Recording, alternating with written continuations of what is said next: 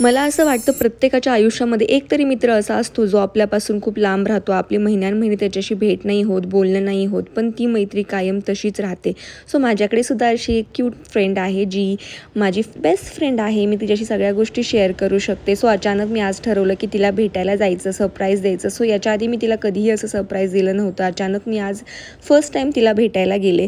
So ती मला न्यायला आली होती. मग तिला मी बोलले होते, माझी मम्मी आली आहे, तिला न्यायला जा. सो मस्तपैकी तिला सरप्राईज दिला आणि मग तिच्या घरी गेले मी. तिनं मस्तपैकी माझं सगळं फेवरेट जेवण केलं होतं, कोथिंबीर वडी वगैरे. त्या दिवशी चतुर्थी असल्यामुळे तिनं नॉन व्हेजिटेरियन केलं नाही. ऑफकोर्स मला नॉन व्हेजिटेरियन फूड जास्त आवडतं. सो मस्त आम्ही गप्पा वगैरे मारल्या. खूप दिवसांमुळे भेटल्यामुळे आम्हाला इतका वेळ कमी पडत होता, नुसत्या गप्पा चालल्या होत्या आमच्या. सो मग नेक्स्ट डे तिनं माझं फेवरेट चिकन वगैरे केलं होतं, ते सुद्धा इतकं छान केलं होतं, सच ए सुगरण. सो त्यानंतर मग आम्हाला इतका वेळ कमी पडत होता ना बोलायला, की आम्ही आमच्या स्कूलमध्ये जाऊन आलो, खूप फिरलो. एक दिवसामध्ये सुद्धा आम्ही इतक्या साऱ्या गप्पा मारल्या.